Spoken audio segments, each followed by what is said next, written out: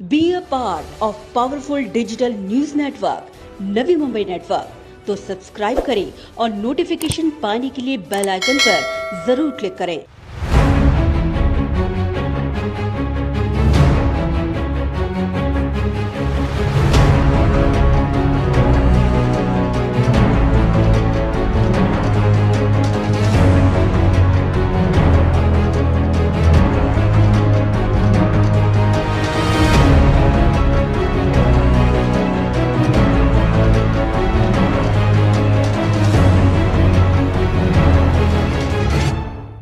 3 महीने, 3 मुद्दे और नवी मुंबईकरों को लगे 3 जोरदार झटके। नवी मुंबई में लचर आरोग्य व्यवस्था से लगा नवी मुंबईकरों को पहला झटका।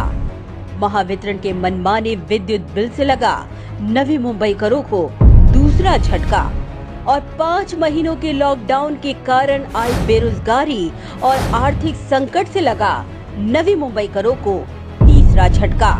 यह 3 झटके नवी मुंबईकरों पर ऐसे पड़े जिससे उभर पाना शायद आसान न था।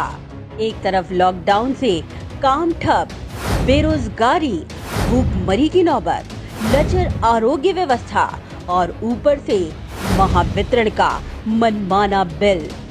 लॉकडाउन ये सजा है या उपाय, कहना मुश्किल, मगर हाँ, इस लॉकडाउन ने कईयों की जिंदगी और कईयों के घरों को बर्बाद कर दिया।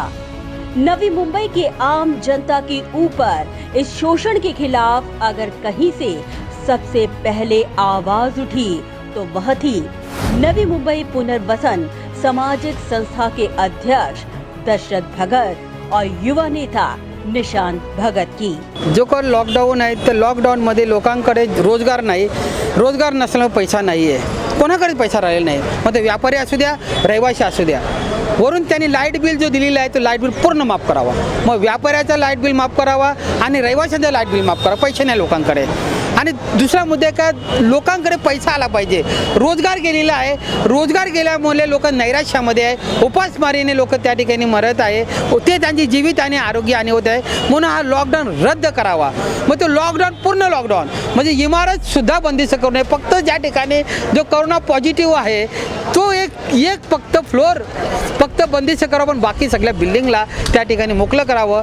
लॉकडाऊन रद्द करावं आणि उपचाराची संख्या वाढवावी आणि तो उपचार महात्मा ज्योतिराव फुले आरोग्य योजनेतून मोफत व्हावं, खाजगी व्हावं अशी या ठिकाणी आम्ही मागणी केलेली आहे। काय वाटतं तुम्हाला सरकारकडनं अपेक्षा काय वाटते? आमचा आशा आहे आणि अपेक्षा आहे, सरकारने आज लोकांचं आरोग्य आणि जीवित आणि वाचवलेलं आहे। पुढे सुद्धा ही जीवित आणि आरोग्य आणि ज्याला बाधा झाली नाही आहे, कोरोना बाधा झाली नाही, बाधित झाले असे लाखो करोड लोक आहेत, त्यांच्यासाठी हा लॉकडाऊन गव्हर्नमेंट उठवणार, त्यांचं वीज बिल माफ करणार असा आमचा 100% विश्वास आहे, नागरिकांचा विश्वास आहे। धन्यवाद। ये बात दशरथ भगत ने पहले ही महसूस कर ली थी जब उन्होंने समय पर ऑक्सीजन बेड न मिलने के कारण अपने ही परिवार के एक सदस्य की मौत देखी। अब तक नवी मुंबई की जनता, नवी मुंबई महानगर पालिका की ढील ढिलाई आरोग्य व्यवस्था के कारण अपने परिजनों के खोने के दुख से अब तक उभर ही नहीं पाई थी कि बची कुची कसर महावितरण ने मनमाना बिल देकर पूरा कर लिया।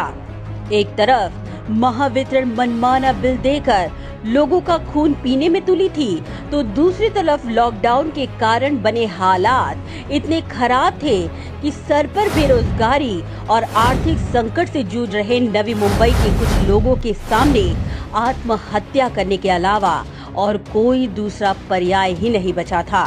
मगर कब तक रहते चुप?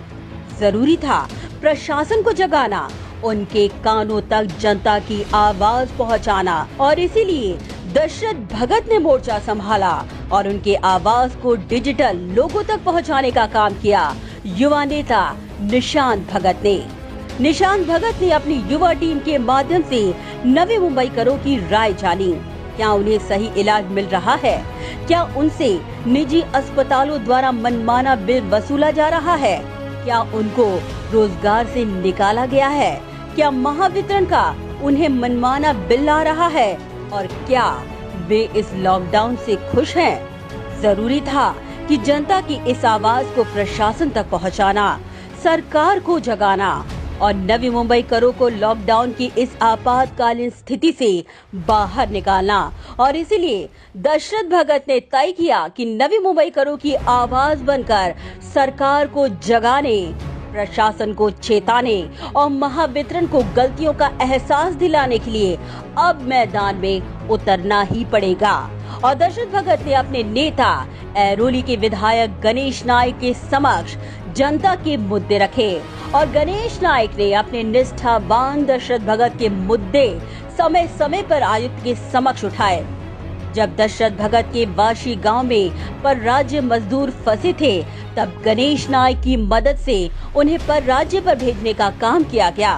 महात्मा ज्योतिबा फुले जन आरोग्य योजना का लाभ नवी मुंबई की जनता को प्रदान करने के दशरथ भगत और निशांत भगत के गंभीर प्रश्नों को गणेश नाइक ने विरोधी पक्ष नेता देवेंद्र फडणवीस और विधान परिषद के विरोधी पक्ष नेता प्रवीण दरेकर के समक्ष रखा।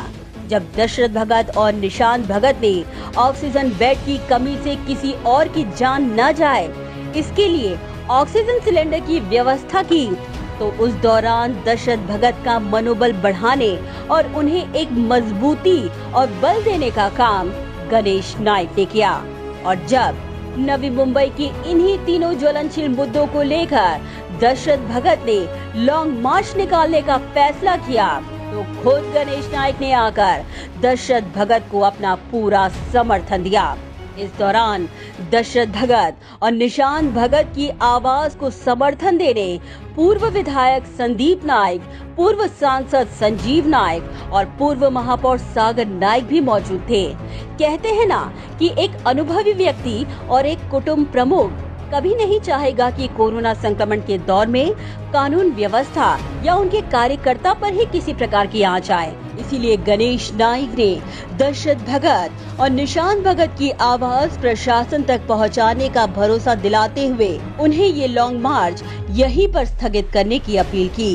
जिल्ह्याचे माजी पालकमंत्री आणि ह्या शहराचे आमदार मान्य श्री गणेशजी नाईक साहेब जे पालकत्व ज्यांनी स्वीकारलेले आहे, बऱ्याच वर्षापासून त्यांनी या शहरामध्ये या नवी मुंबई शहराचं नेतृत्व केलेलं आहे। त्यांनी जी काही आम्हाला सूचना केली किंवा त्यांनी जो काही आदेश दिला की जे काही नवी मुंबई शहराचा जो प्रमुख मुद्दा आहे आज लाईट बिलाच्या बाबतीत, तो तुमचा मुद्दा घेऊन मी स्वतः ऊर्जा मंत्र्यांकडे जाईल आणि मी महापालिकेच्या आयुक्तांकडे जाईल आणि तुमचे जे काही संस्थेच्या माध्यमातून मांडलेली जी काही भावना आहे किंवा जे काही प्रश्न आहेत ते तुमचे सोडवण्यासाठी मी कटिबद्ध आहे। आणि म्हणून अशा पद्धतीने त्यांनी सांगितलं की आपण लॉंग मार्च काढू नका। लॉंग मार्च या कोरोनाच्या प्रादुर्भावामध्ये आपण लॉंग मार्च जरी काढाल, लोकांच्या भावनेचा विचार करून आपण लॉंग मार्च काढाल, परंतु ते माझ्या सांगण्यानुसार आपण थांबवावं, आपण स्थगित करावं। स्थगित केलं तर आपण पुढे परत काय करता येईल त्याची दिशा आपण ठरवू शकतो।